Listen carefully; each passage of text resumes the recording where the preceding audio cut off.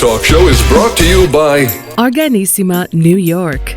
Your exotic skin, hair, and beauty source, and your one-stop shop for all your natural and organic skin and hair care, featuring authentic organic Moroccan oil and prickly pear seed oil and much more.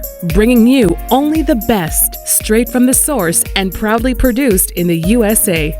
So what are you waiting for? Shop today at www.organissima.com. Organissima, New York. Your beauty is our duty.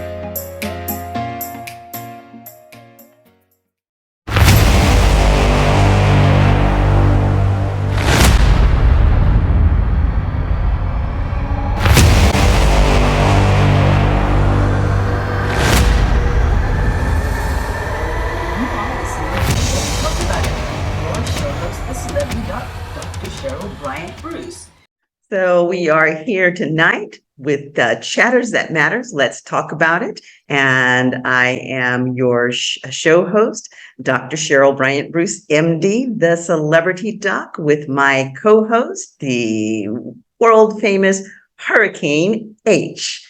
And tonight we are here bringing you an extra special guest. Our guest tonight is Dr. Akmal Muwwakkil, and Dr. Akmal Muwwakkil has been a complementary medicine naturopath for 45 years. That's 45 years of experience. He has a PhD in nutrition, and the doctor is a master Tuina body therapist and Chinese herbalist. He's also the president and founder of the Energy Institute. And I've got something interrupting my screen. Energy Institute of the Healing Arts Foundation, Incorporated, and the Healing Arts Acupuncture Wellness Studio. He has provided Tuina CEUs to massage therapists, amongst others.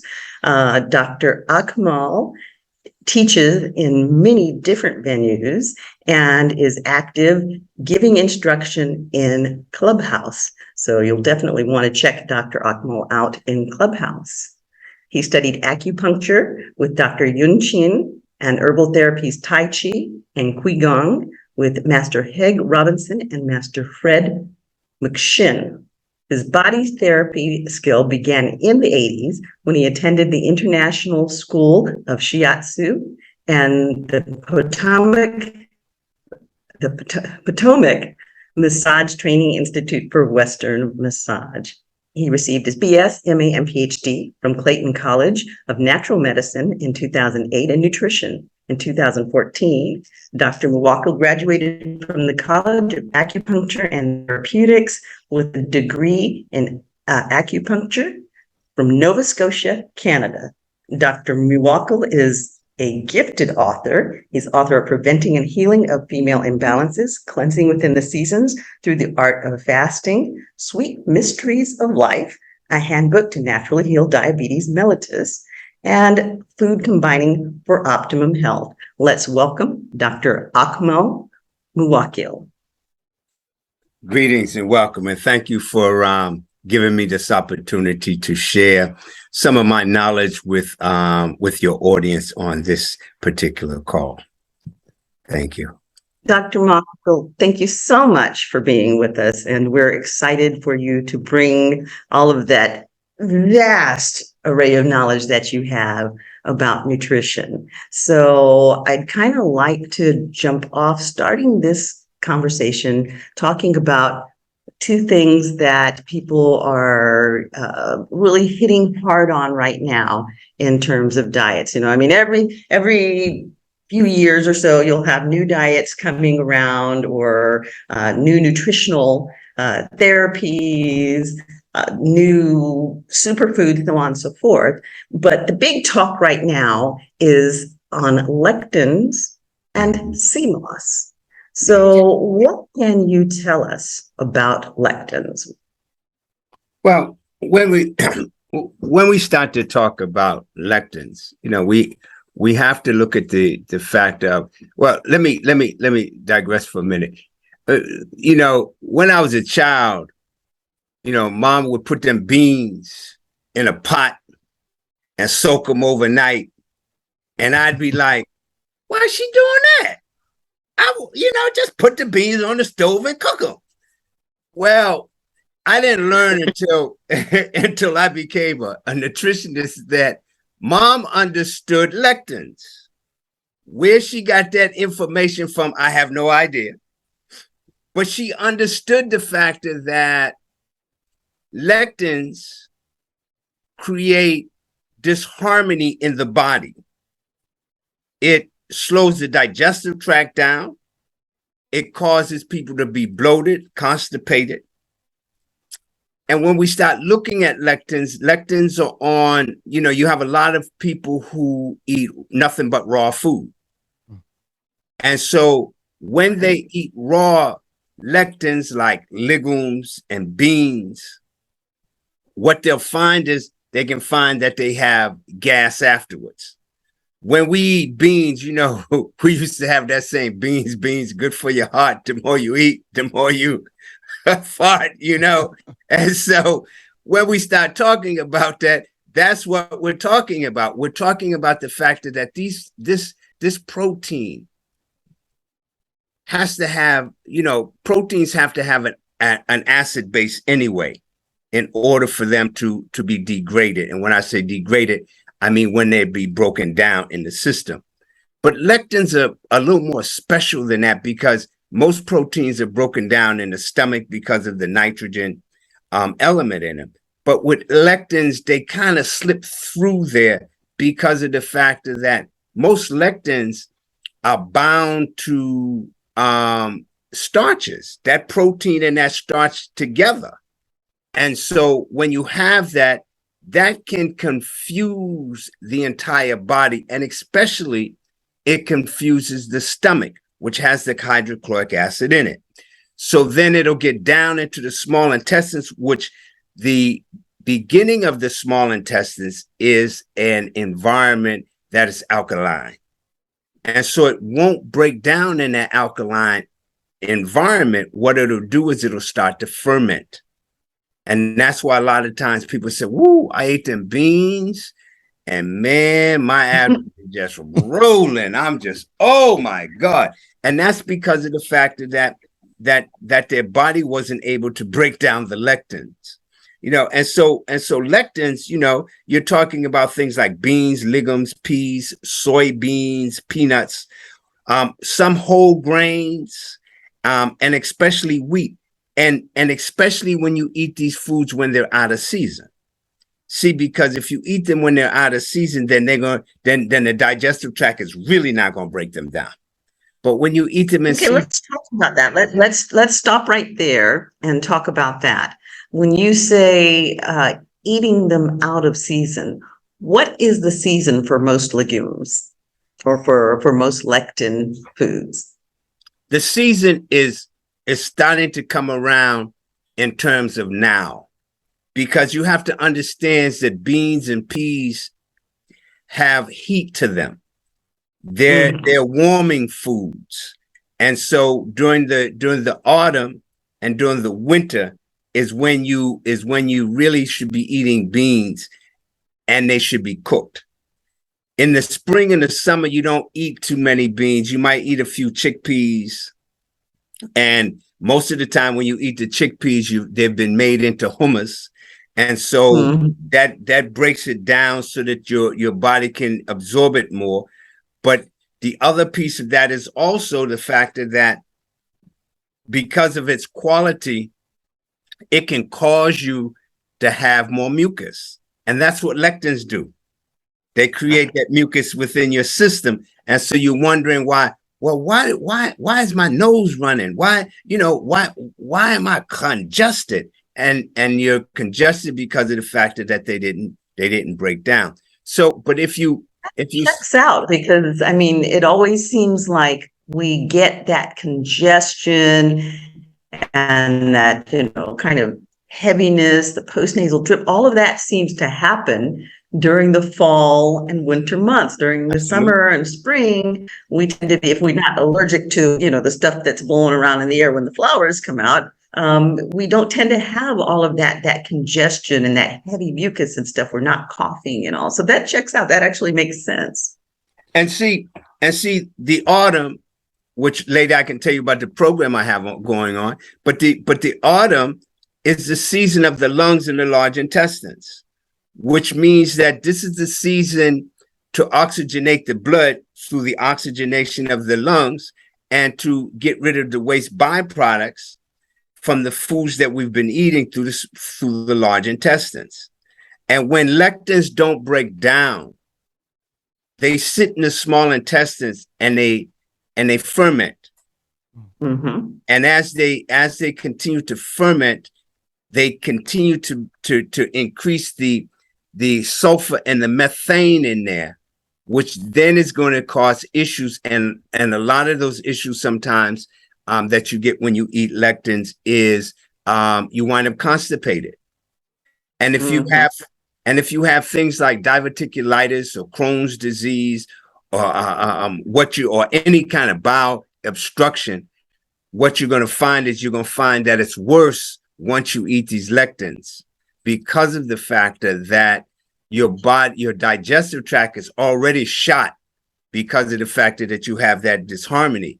But the second part of that is the factor that they've sat there and they've begun to, what I like to title it is that they still cooking in the body when they should be leaving the body, because the body is 98.6 plus. And so, if that's sitting there in that environment, it's still popping and cooking around in the intestinal tract. And so that's also what causes people to gain what we call weight, which is basically waste, because of the factor that this fermentation now is leaking into their gut, from their gut into their blood, which now is causing cholesterol, hypertension, diabetes, fibromyalgia. I mean, all of those kinds of things because of the factor that you just ate legumes. This is what we call leaky gut syndrome. And, we even have the leaky blood-brain barrier. So it doesn't just affect the gut, because there's the nervous connection between the gut and the brain. And I understand that they often call the gut the second brain. Mm-hmm. Absolutely. And the other thing about lectins is the fact that they block the movement of the red blood cell so that it can start to coagulate together. Once it starts to do that, we wind up having tumors, aneurysms, because of the fact that the blood isn't able to flow, so it starts to block. So we really have to be careful how we eat lectins. They need to be boiled, okay? They need to be rinsed and set overnight so that it opens up not only the water solubles of it, but also the fat solubles of it, so that when it goes into the system, it becomes fiber. And the fiber then begins to push the waste byproducts out of the body so that it begins to heal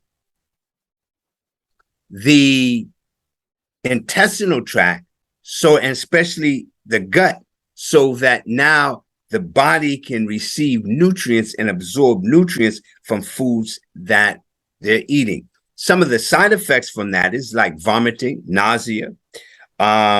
You wind up having an upset abdomen, and if it gets real worse, the body's real interested, because what the body don't want in it, it works to get it out.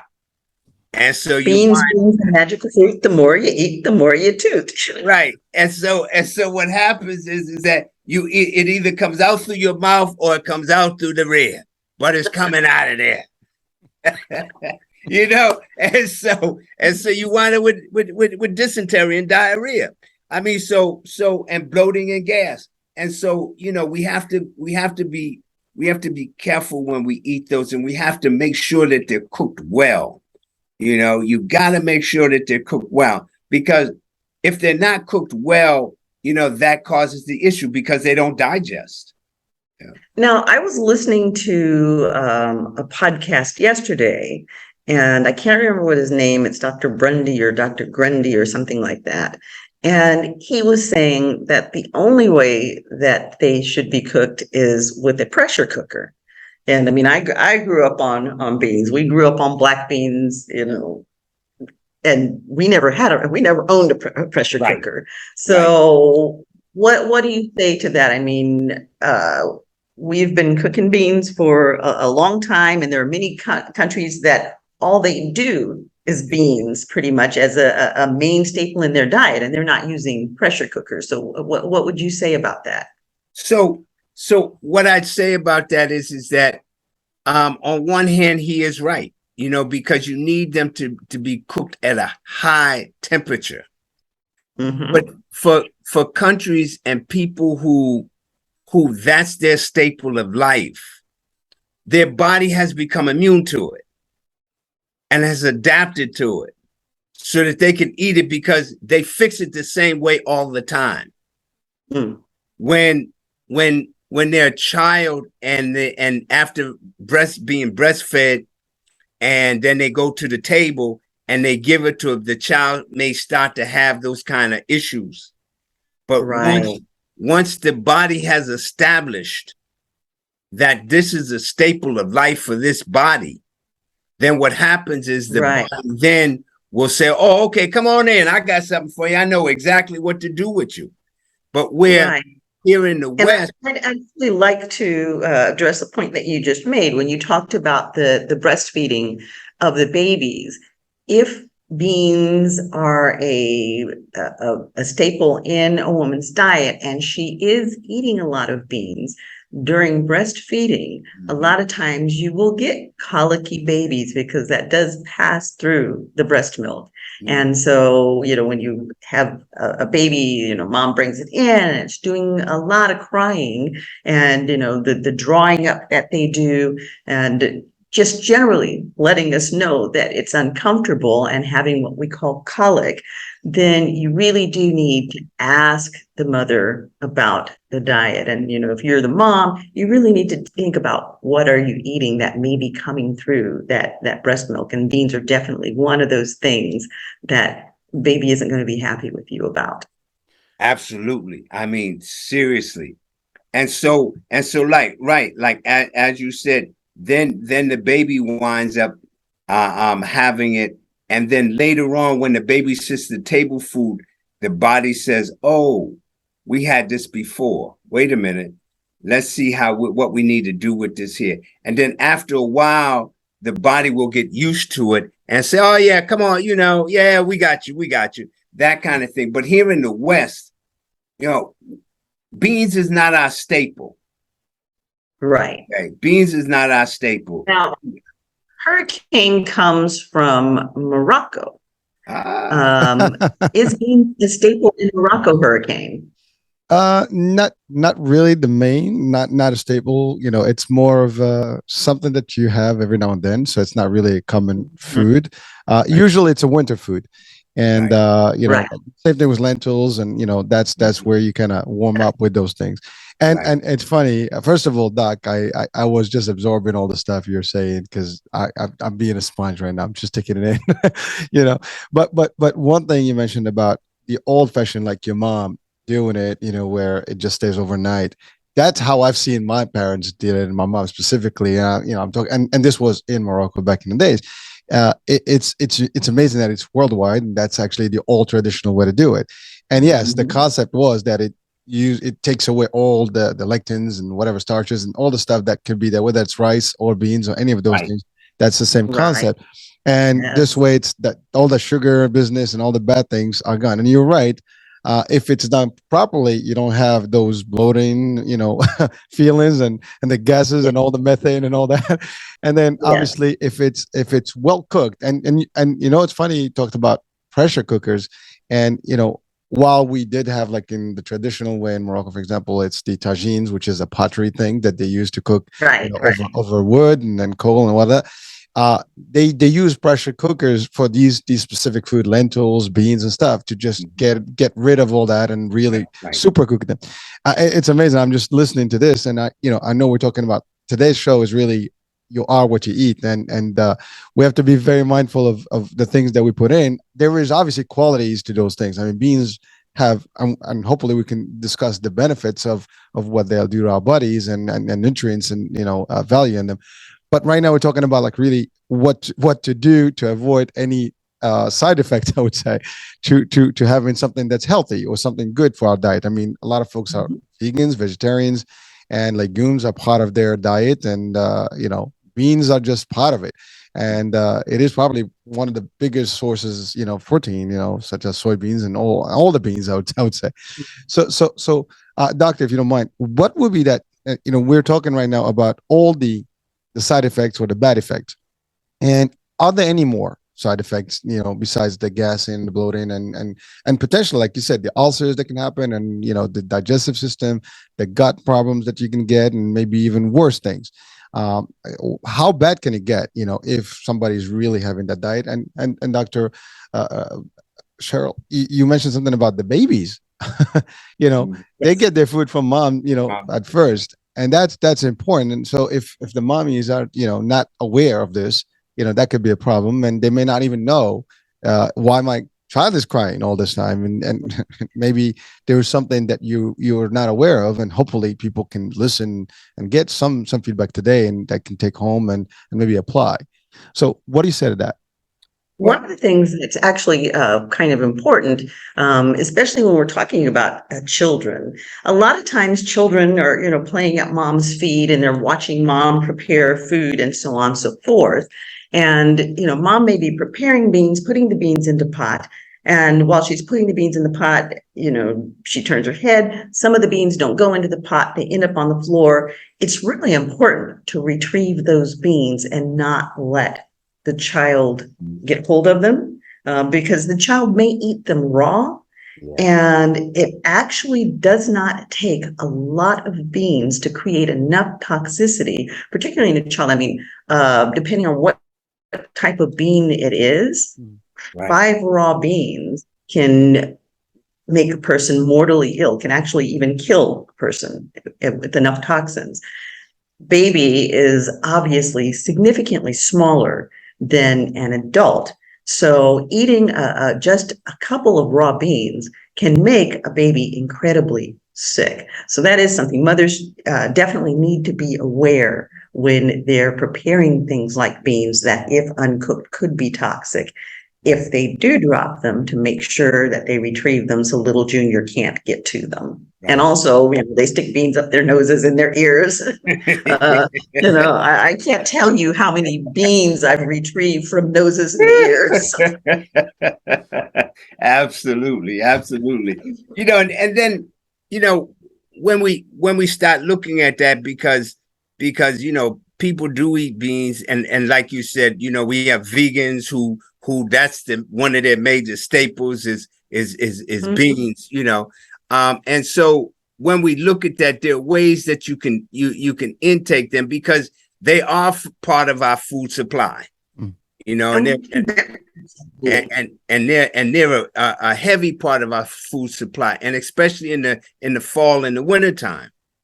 Okay. And so when you take them in, you want to also, for instance, one of the things that you can cook with the beans to help them is things like onions and leeks and garlic, because of the factor that the sulfur in that is going to also help break down.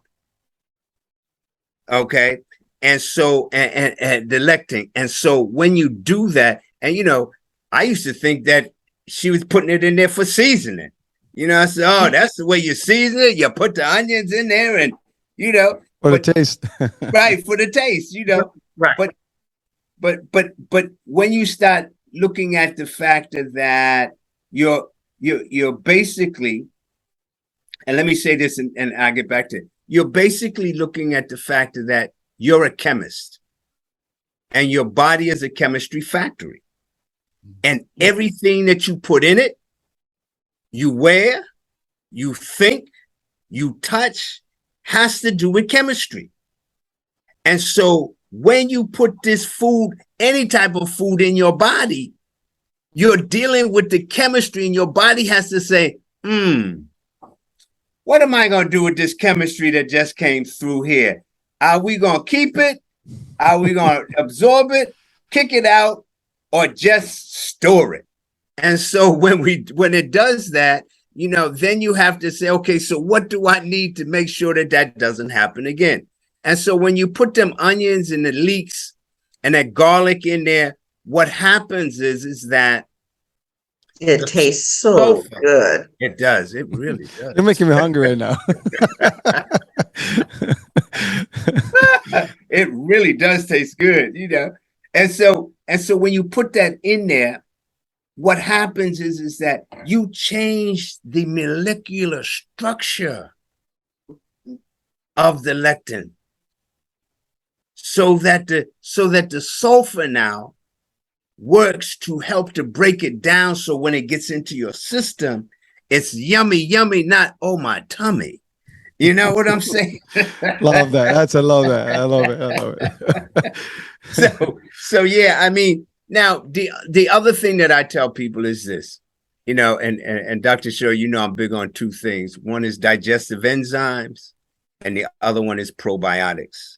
Mm-hmm. And so if you decide you want to eat some lectins, and you don't want to go through the issue of soaking them overnight or putting them in a pressure cooker, and you just want to eat them, my suggestion is to keep you from having all that gas and all that other stuff is to take the digestive enzymes, because lectins can affect the body so much to the point where it can cause autoimmune deficiency syndromes.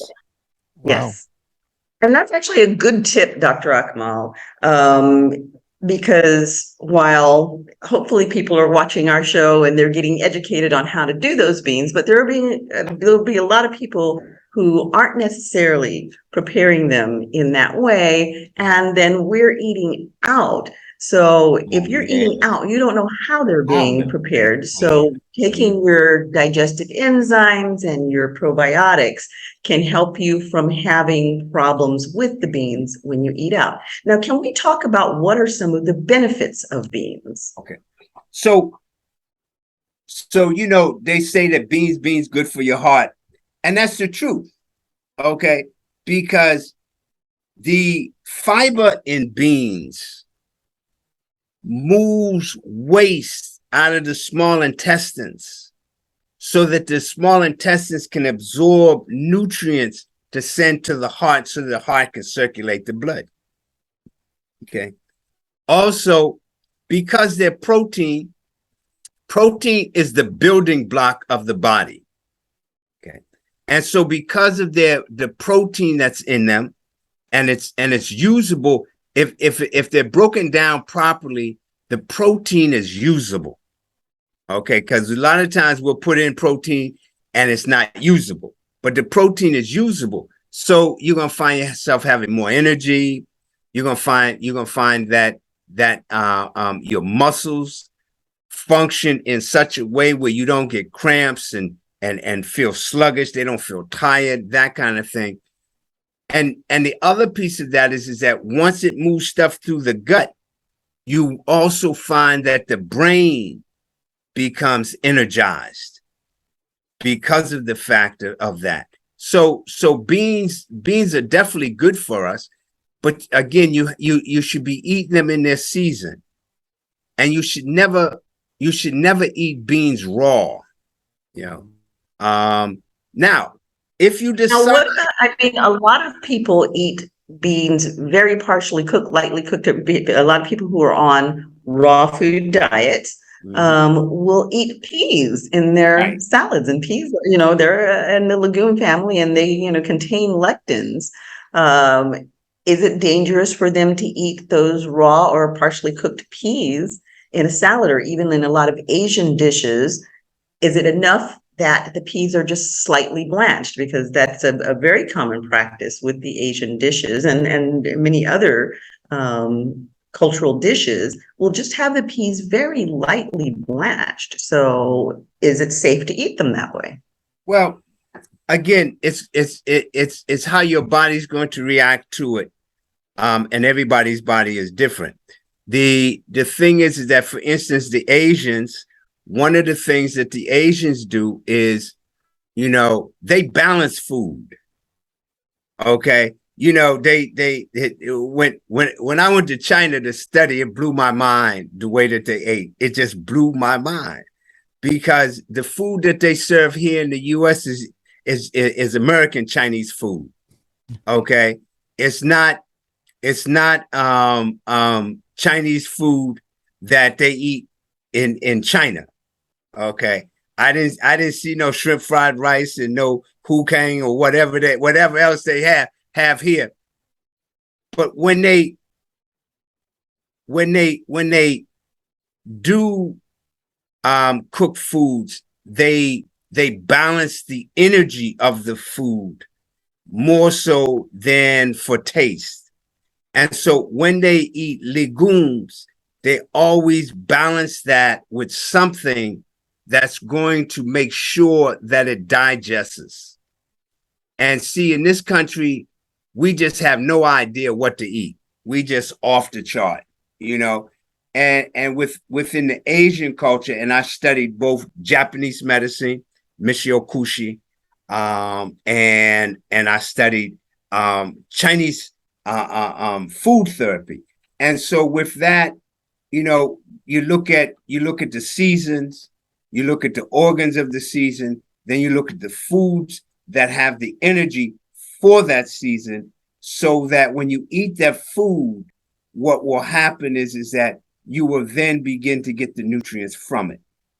And so when we start talking about lectins, we have to talk about the fact that yes, they are problematic. They're very problematic, but they also provide us with certain nutrients or help the body to absorb nutrients. And that's basically what we want, However, now, would lectins be considered one of the nutrient dense foods? Not necessarily, because of the factor of its ability not to be absorbed. Okay. So we would use lectin as a broom. Okay. To sweep out. That's why, you might put a lectin and it's a bad combination, but I grew up eating it. Beans and rice. Beans. Oh, Yes. we love those. Boy, Everybody loves them. All the world. You can't go wrong with that combo. Right. Sorry, I mean, and you have starch and protein, and they're not compatible. But for some reason, It tastes so when good. oh my God, when you put those two together, they go in and they do their job. You don't have that bloating and and all those other things because of the lectins. So somewhere, somehow, the rice and the beans, when they come together, they balance the flora in the gut, so that what happens is that the gut now recognizes what they are, breaks it down, moves the waste byproducts out, and boom. Because if you eat beans today, tomorrow morning you see them in a stew. Okay. And you see them as fiber. You see them as fiber because that's what they do. They're supposed to go through and pull everything out. They do the same thing that green vegetables do. Green vegetables go in and move everything out. Boom. And so when you eat lectins and you eat them properly, what will happen is you will then begin to see that one, they regulate the bowel. and two, they move out any waste that's been trapped in the bowel tract. Now, it's kind of really interesting when we talk about how the beans and rice, although they shouldn't be eaten together, but yet they are eaten together and they're complementary and it works. I find it interesting that we kind of naturally gravitate towards combining certain tastes that do things like that. For example, we put cinnamon on our sweet potatoes and things that have sugars. We put cinnamon in them and they help to regulate the insulin, and cinnamon on sweet potatoes tastes so good. We tend to combine things that work in a complementary fashion, and we've been doing it for eons. Mm-hmm. How did people know to put these things together? How does our body tell us that these things go together and they're going to nourish us the most effectively and prevent us from getting sick? I mean, I guess a lot of people probably died along the way combining stuff and trying stuff and sampling stuff until we got it figured out. Absolutely. Well, if I may, there's another possibility, which is, people use these two combos, like you mentioned, rice and beans. But again, culturally, there's other things that they might have in addition with their meals, and maybe that's what's helping to break down differently, or maybe avoiding some. And again, in the Spanish culture, there's rice and beans, but there's meats there. There's other things that are part of it. The spices also are part of Lots that. of pepper.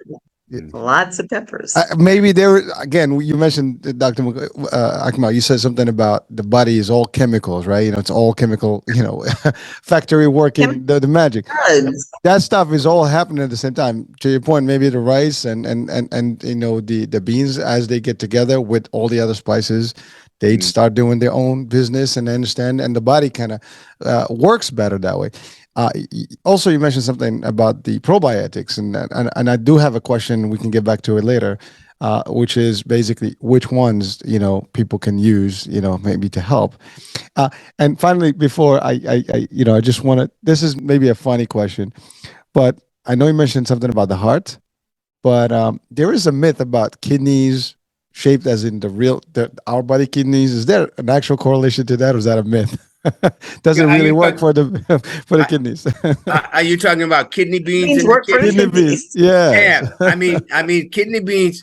The heat from the kidney beans balance the energies of the kidneys.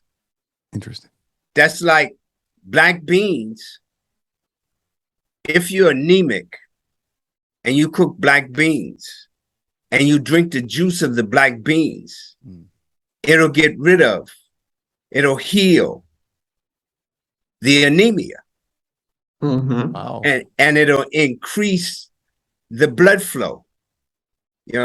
Women that I've worked with who were in a state of gestation, which is pregnancy, I would have them to drink black beans at least once a week to reinforce things like folic acid, things like the B vitamins. You're talking about things like magnesium. So that as they continue in their trimesters, their blood would be nice and their body would be healthy. Wow. So when we use beans, we can use beans as either food or we can use it as a medicine. Yeah. And if we understand, and medicine be thy food, and thy food be thy medicine. Absolutely. And so if we begin to look at that and see our issue as humans, and especially here in North America, is the factor that we want it to taste good. We don't want, I don't want nothing sour, bitter. Oh no, I ain't doing that. Right. And those are the foods that we need. Like I said, seasonal. So each season, as I said, a set of organs are at their peak. This is the season for the lungs, large intestines. This is the season when the body starts to look for warmth. This is the season of spices. Mhm. This is when you start to put spices on your food. Yep. So that in the wintertime, you really engage things like cayenne pepper, hot stuff. Okay. But this is the season when you start to warm, because in the springtime, that's the season when you start to get cool things. Right. So that in the summertime, you give the coolest of the coolest because of the heat of the summer. And the summer has to do, which we're moving out of now. The summer has to deal with the heart, small intestines, which has to deal with digestion and blood circulation of nutrients. But it also has to deal with the pericardium, which protects the heart, and the sand jowl. The sand jowl, the three burning spaces: the pelvis, the abdomen, and the chest. And that's all digestive. Your digestive tract goes from here to here. Okay. And so it goes through those three burning spaces. Mm-hmm. And so as we move into autumn, the spices help to keep that mucus away, because this is the season when all of the stuff that we did in the spring and the summer come back and say, you ate all of that snots and stuff all the time. Now here it comes building up on you. Here it comes building up on you. And you talking about, here the Kleenex. Oh, I can't breathe. And the interesting thing is this: there are two cleansing seasons and there's two fortifying seasons. I teach this in a class that's coming up. And the spring and the autumn are cleansing seasons. The winter and the summer are fortifying seasons. This is when you fortify the nutrients in the body. And see, if we understand that and eat the foods in the season in the manner that we should, what then begins to happen is that the body stays healthy and we don't wind up having issues. What you're going to see now, and Dr. Cheryl, you probably see it a lot within the next 2 to 3 months, is people with bowel issues, bowel and lung issues, because of the fact that this is a season. This is the season. If we really wanted to get rid of COVID, this is the season to do it. Okay, because of the fact that this is the season. If in the summertime we did what we needed to do so that the blood is rich in nutrients, and the small intestines has done its job, and we don't have no waste floating around. During this season, we oxygenate the blood. The blood increases and powers those nutrients to do nothing but enhance the immune system, so that anything that knocks at the door, the immune system say, go find somebody else. You can't come up in here. And we can get rid of that. And because if we go back to the beginning of COVID came right after the lung season. It came in the wintertime. Now I'm going to interrupt you here, and I'm going to ask you a political question, because this is something that has just come up today. I saw it in the news that our governor here in California is talking about making this the first state that is making it basically illegal for doctors to have these kind of conversations, talking about building the immune system as opposed to go take the shot. We can possibly lose our licenses. And for those of us like myself, where I have to give my patients all of the information and the risk and the benefits, and then I believe my patients should be allowed to make the choice that they feel is best for them. That kind of language isn't going to be accepted. It's the toe the company line, make everybody get the shot, so on, so forth. How do you feel, Dr. Akmal, about talking about building systemic cellular immunity as the treatment, as opposed to pushing these immunizations and all. How effective do you think that would be as a therapeutic modality in terms of getting rid of COVID?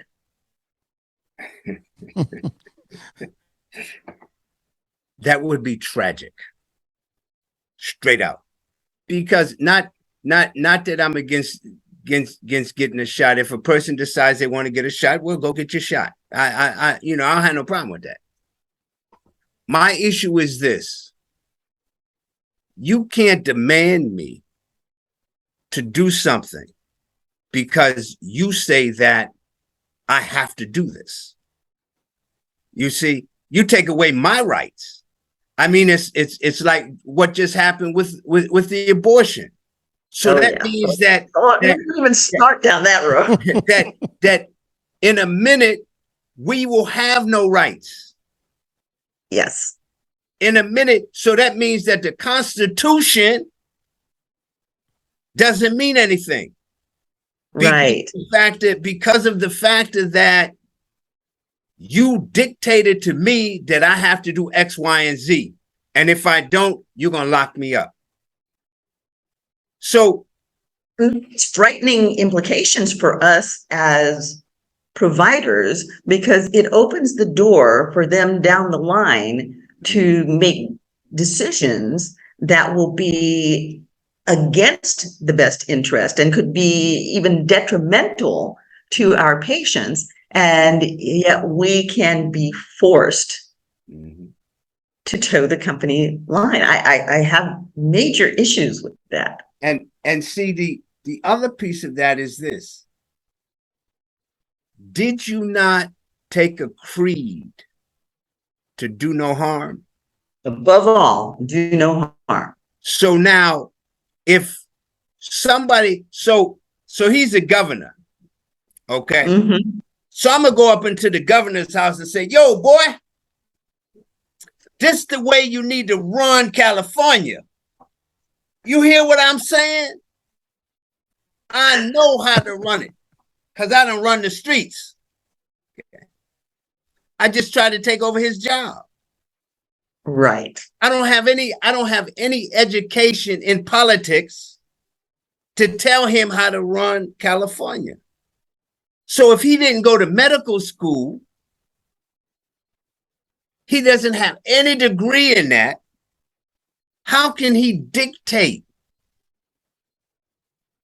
what it is that you should be talking about in terms of your patient?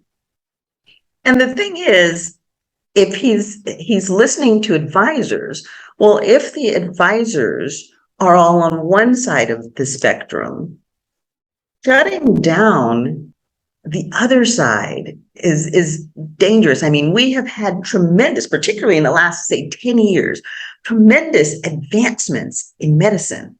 And those advancements come from people like me challenging the system, asking the questions. Yes, I know this is the status quo, and this is the way that we've always viewed medicine, and this is the way that we've always viewed the body. But what if we try things a little bit differently? Or what if it doesn't function exactly the way that we thought it did? Or what if that medication that we've been using actually is creating more harm than good? If we didn't ask those kind of questions, we would not have the kind of advancements that we've seen in the last 10 years or so. I mean, we've had huge advancements over, hundreds of years, but definitely it's been like on warp speed, and COVID pushed it that much faster. So I think that this is a very dangerous position he's placing us in as providers. And I think the other thing that's very dangerous about it is that if he does go down this road, and there are several other states that are talking about following down this road, I think that a lot of providers are going to jump ship, because we did take that oath and we took it in all earnestness and we meant it. We're here to heal and to help. And if we are being forced to do things that may or may not be in the best interest of our patients, at night, every night, I have to lay down with myself and examine my conscience and say, have I done the best for my patients, or have I done more harm than good? And if I can't lay down with myself and know that I've done for the best for my patient, because I'm being forced to do what someone who has no interest in my patients is telling me to do in order to keep my job or keep from going to jail, then I probably am going to want a different job. And, the other piece of that is the fact that if we go back and look into his campaign finance, did one of them pharmaceutical companies give him a little bit of push monetarily so that he could be in that position to say that, so that they can continue to make their money? Because when you talk about taking herbs and things of that nature, what happens is that means that I just took $5 from their pocket when they wanted the $20, so now they only got 15 and I got 5. Right. See, I mean, so that's the piece that's happening, I believe, with politicians and this coronavirus. This coronavirus, what people don't realize, this coronavirus was a moneymaker. Yes, it was for a lot of people. It was right. It was a moneymaker. And so now it's like, how do we keep that money keep going? Yes. You see, you got to keep boosting people. Right. You see, I mean, because if you're getting billions of dollars when it first jumped off,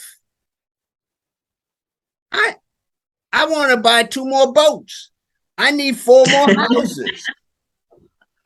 You see, I mean, the thing is that, for me, in a situation like that, I'd find out how to put a class action suit together. Because I can't go into the governor's mansion or his office or his or her office and tell them how to run the state. So you haven't been to medical school, so you can't tell me how to run medicine. I mean, that's a conflict of interest. It really is. It's a conflict of interest. And so the first person that passes over to the other side because of the governor's ignorance would be the first time that people should start to sue the government for that death. You see, because of the fact that governor had no business with his head in medicine because he ain't went to school for it. Now, if Dr. Fauci come up and say some stuff like that, he got a little more leeway because. But he also has some very significant conflicts of interest. Right. You see, and so the piece of that is the fact that. And see, I try to stay out of politics, because if I get in politics, I'm going to be in trouble. Then politics is going to be in trouble.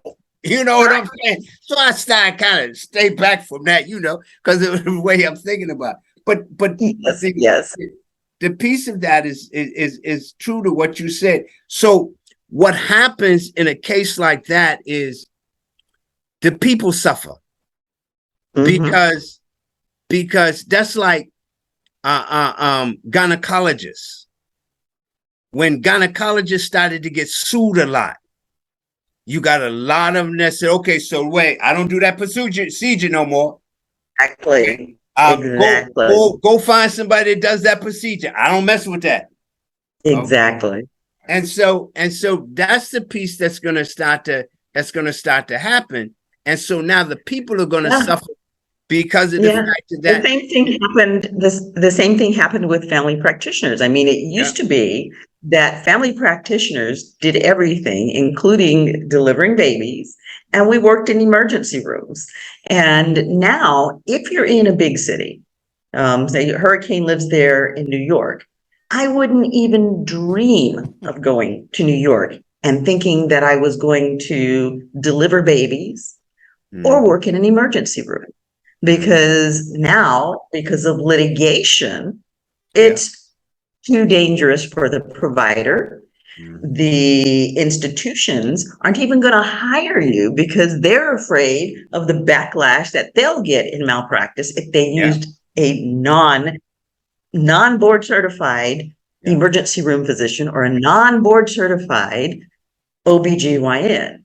And so while they need more ER doctors and they need more doctors delivering babies, you have family practitioners who can't and won't do it.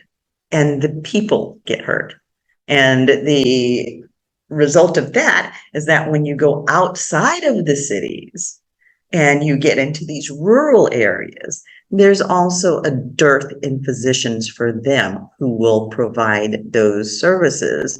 So women who are pregnant out in the country may have to travel for hours just to have their baby delivered because the system has gotten twisted.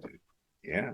Well, so if I may, doctors, I know we're getting into the politics of this, and so believe me, I would love to go in there. I'm in the insurance world, and I can tell you stories about all this stuff. And you mentioned New York, and I happen to live in Jersey and work in New York, so it's a little, it's a little different situation. Jersey is a little less, complex as in New York, but I can tell you both sides they were rough. And I am actually just listening to you. I was just kind of, ooh, I mean, really, that's almost like a terrifying decision to even hear that's being decreed here, and shared with the public. But you know what? What we're doing today is a show to show people how to really take care of their health and really build their immune system. Hopefully, people will. Education is key, right? So if we can give enough of this to them, hopefully people will know what decisions they have to take, and regardless of what the government would say, they'll still do. And a lot of people did that during Corona. I mean, one thing that we lacked immediately in Corona was, and I'm a witness to this because my wife is in the fitness world and we have a fitness company. We were shut down. So gyms were, whatever there was something that's going to build your immune system, it was not open. You could not do a lot of activity unless you go outdoors and do your thing. And you're in California, forget it. I mean, that's a state that was locked down probably more than any other state, if I'm not mistaken. Right. Yet we have Florida, who has not shut down at all, and people were still, having their stuff, and the rates were not any different, than any other state, if not even less. I'm talking about mortality and all the other stuff. So it's amazing where people were engaged, doing their part. They lived a healthy living, concept with Corona. They survived it, and for the majority. Now, of course, there are tragedies. People died, and we know that for a fact. But the bottom line is, we need just to make sure that people understand how their bodies work. The immune system is needing, certain things. We're talking about, some good food here that potentially can help them. Yeah. But you're right. I mean, if you think about it, if you're not going to be able to make the right decisions, you might want to change locations because it's just not going to work. It is crazy. But Dr. Akmal, the bottom line is that most people want to do the right thing for themselves. And most people want to be given the information to empower them to self-care. And to do it as naturally as possible. And so talking about, how we eat is a prime way to boost our cellular immunity and to ensure that we all want to live long lives, but we really want to live long healthy lives. We don't say that, but that's really what we want. We don't want a long decrepit. We want a long, healthy life. And that is determined by lifestyle and, what we eat. and how we care for our bodies. So, having people like your wife available to educate on fitness, and Hurricane is out there doing his part. If you check in and watch his TikTok videos, you'll see him working it out. We want to talk about nutrition and to broaden people's horizons, because we're all in our own little area, and we generally kind of tend to get stuck eating certain foods that we're familiar with. But if we broaden our horizons, we can incorporate other foods that may come from someplace else, but they're still within season. So we need to educate ourselves about what's growing in season and where it's coming from, because you can import foods from other places. But the key, as Dr. Akmal always points out, is that you want to eat it in season. And if I may, that's actually a big point. And I've had a few shows before with discussions about nutrition, and that is one of the things that was very common across all these shows, is that because of the way we live today, and because, to your point, food is being exported in off season, and people are eating not in the right time, it is affecting the health period and out. And that's been consensus across all the people that all the guests have had that talked about this. It's almost the same topic that resurfaces every time. We are not Right. like traditionally you would go to the farm, like winter, you have certain foods. Summertime, you have certain foods, and that's all you have. It's not like these speed farms where you have things that are being generated in off time, and they're not as healthy. And there is a correlation. And again, Dr. Akmal, this, more than anyone. I mean, you have more knowledge about food and nutrition than a lot of people that potentially are watching this, in the whole world. And this is not even in the States; it's going to be all over the world as a show. All So, over the world. Right. So, so when you start looking at foods and seasons, you really have to look at the factor that what grows around your area within 100 miles radius. mm, See, because that has the same energy that your body has, and it has the nutrients that your body needs. The other piece of that, though, is this. If you're from another country, okay, then you should also incorporate foods from that country Yes. that you would eat during that season. See, because a lot of people that come from Africa, the Caribbean, places of that nature, what happens? What happens is they want to come to America because we're supposed to be the greatest. So they come, and then they start eating that garbage. And they forget about what they've been eating all of those years. And then they wind up having cancer and diabetes and hypertension and stroke and all of that. And the fact of the matter is their body's saying, you remember when you used to give me them peas and rice? What happened? I mean that kind of thing. So what I tell my patients who are from other countries is that eat foods that are in season here, but also find foods, because there's a lot of Caribbean, African, Latin markets, so they're getting these foods. Go eat those foods, because this sad eating habit that they got in America is killing people. The food is actually killing us. Growing up in the US in the 50s,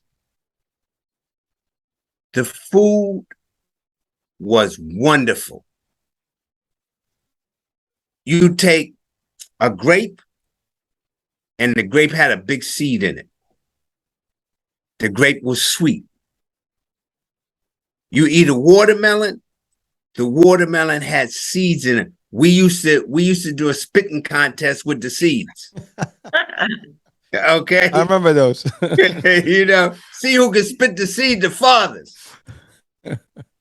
But because we're dealing with genetic modification, we're dealing with Monsanto's, who has monopoly over seeds. We're dealing with other folks who are manipulating seeds. The food is killing us. That's why it's imperative that we eat foods in seasons. On the 15th of September, I'll be doing a 4-week program that's called Cleansing Within Autumn to Enhance the Immune System. Mhm. During that 4 weeks, I'll be talking about why it's important to eat foods in the season and how it builds the immune system and the internal body. See, because if we use food as medicine, then we stay healthy. You know, in the Bible, it talked about people living to 360 years old.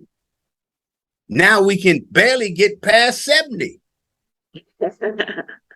So we have to kind of look at that. We have to look at the way that we're eating foods and what the foods are eating and how the foods are eating. For instance, sea moss. We're about to talk about that, right? I'm glad Everybody- you brought that up. Everybody is and everybody is doing sea moss. A lot of people are doing sea moss because they saw Kardashian 2 years ago talk about her thing with sea moss. Dr. Sebi talked about sea moss. He was the first one to talk about sea moss. In the 70s, in 72, when I was training hard as a martial artist, we used to use sea moss.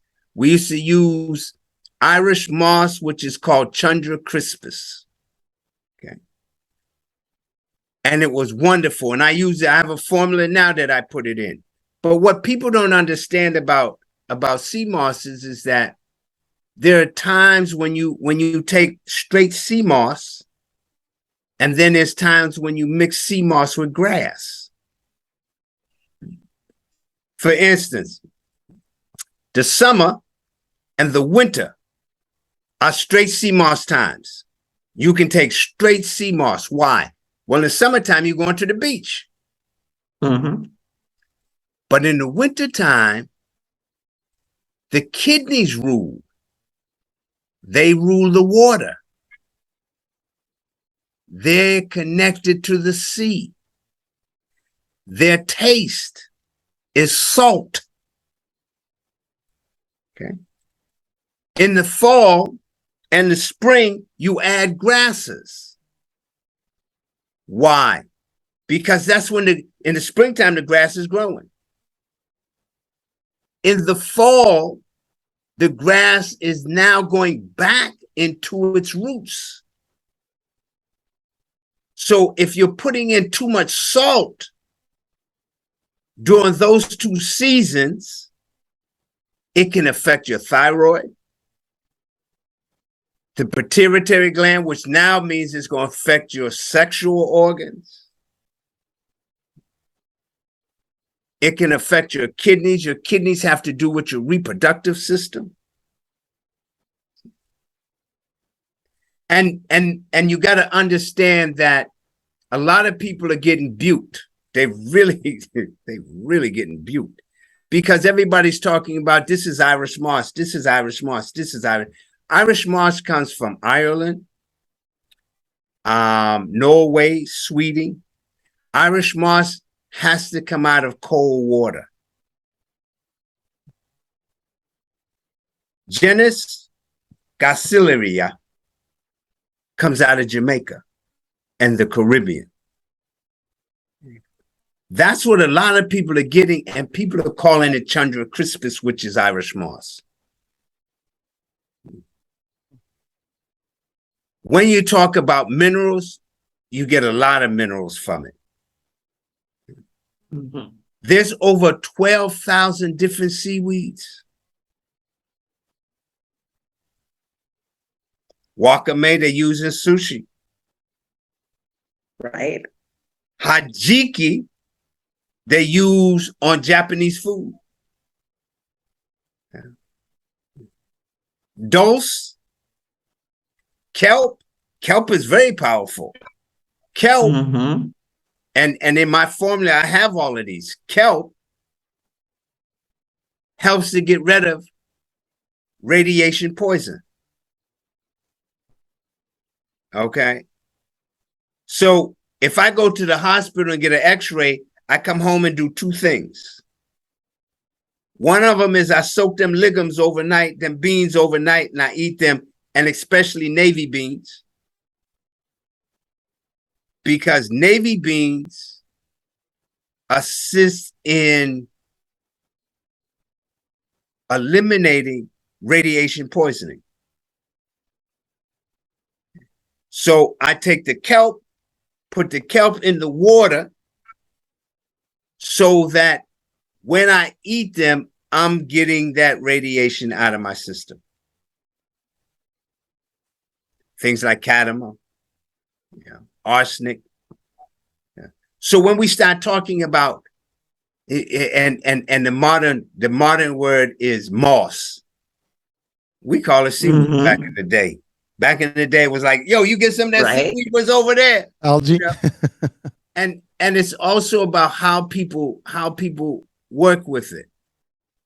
Right. What they put in it. People making smoothies, putting milk in it, putting this in it, putting bananas in it, all of that. That kills it. People don't realize it, that it kills it. The reason that you put the grass with it, because the grass during those 2 seasons build it with the chlorophyll. And what chlorophyll does is chlorophyll perforates the blood cell. So it cleanses the blood cell and maintains the integrity of the blood cell so that the minerals from the sea moss can be absorbed in the body and the body can function in such a way where healing is going on within the body. Now, Dr. Akmal, if someone wanted to get a good quality sea moss, where would be the best place for them to look for it? They would. And how would they take it? Okay, so they could contact me because I have good seaweed, sea moss. But what you want to make sure is that you want to make sure that whoever you purchase it from, you should make sure that their quality is good. You should make sure that they're getting authentic sea moss. And because sea moss has become a commodity now everybody's selling sea moss. Matter of fact, I was driving down the street the other day and somebody had put one of them signs out saying, "We got good sea moss." I'm like, oh, Lord, have mercy, Here we go, But selling sea moss and mangoes. Right, yeah, I mean, and I guess during next summer you'll see people on the corner saying, "I got sea moss here. You get your sea moss over here." That kind of thing. But I would tell people to make sure that the quality of it is good. And then I would say I have a rule that I use, and it's called 5 and 2. 5 days on, 2 days off.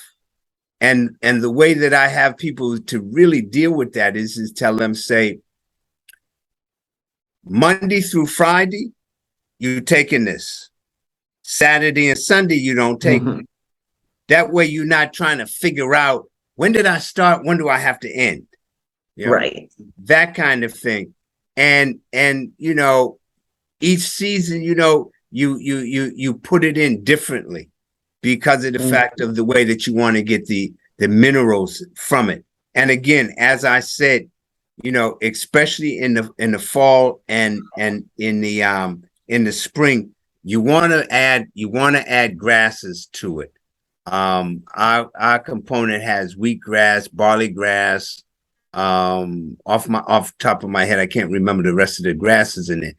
But you want to get that chlorophyll in there because of the fact that during this season. This is a season of chlorophyll. As the trees turn orangish brown, that's that chlorophyll coming out, going back deep into the roots. And so your body is doing that because now your digestive tract is starting to slow itself down, which means that everything is starting to go back inside for the healing for the winter, because the winter is the most powerful healing system of them all. It would be nice if people in the wintertime, when December 21st came, the first day of winter, people call their boss and say, all right, now you got to pay me through the winter, but I'm going to stay home and hibernate. I'm going to hibernate. And most of the healing in our body does happen when we're sleeping. And so that extended night of winter does create that space for that to happen. And so we're coming close to the 90-minute mark, and we need to kind of start wrapping up. What, very briefly, would be the key takeaway points that you want our audience to have? And can you give us your contact information, which we will have posted when we air the episode, so that all of our listening audience can easily reach you and get that information? So, what I'd like to leave people with is this. Your body is a temple.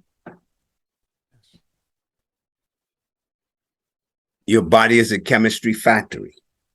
You're the chemist. Mm-hmm. Be aware of what you put in it. Be aware of how you think about things. Be aware of what you wear in terms of clothes, because your skin is the largest detoxifying organ of the body. I would say take digestive enzymes, probiotics, and make sure the probiotics come out of the refrigerator. The ones that I suggest to my patients is called PB8. Okay. Eat foods in their seasons. Drink plenty of pure distilled water. And love yourself. That's some powerful stuff. That is very powerful. We're gonna highlight that one. That's like that. Forget about it. That's like really the advice of life. So Absolutely, absolutely. And I mean, you've had so many great tips, and there was just so much to unpackage. I kept wanting to run off on different. We could spend hours on any one of the things that we were talking about. So we definitely would love to have you come back, my brother, and yes. share some more of your knowledge with us.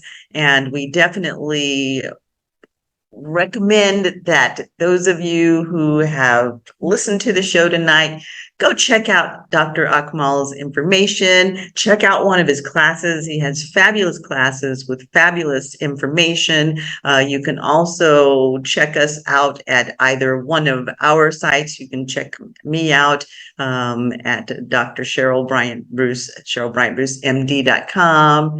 And, Hurricane, where can they look for your information and our shows? Yeah, it will be all over the NBC network, the iHealth channel, iHealth Radio, the websites. I'll post it all over the place. Trust me. If you're out there, you're gonna hear it. and you will find us. And yes. You can find me at drakmalspeaks.com. And we will have that on the description of the show, and we will also have a link directly. So when someone goes to the site, they'll click on your picture, your site, and they'll come right to you. And they can order the right stuff, the good stuff that you have. Excellent. Yes. Well, Dr. Akmal, it's been a pleasure so much for joining us. Very much for allowing me to be part of your energy and your evening this evening. Be well, enjoy yourself as you peacefully walk in health. Dabo. Thank you. Thank you, sir. So much. And thank you to our listening audience for joining us to hear these wonderful bites of information that will help you to grow in wellness and to help you have healthy longevity. Remember that you are your greatest asset. Invest in yourself. We're Chatters That Matter. Let's talk about it. I'm Dr. Cheryl Bryant Bruce, MD, the celebrity doc, and we have with us Hurricane H. Well, folks, thank you for being with us. It's been great. A lot of information. So stay tuned and check out the site, check out the links, and get the information.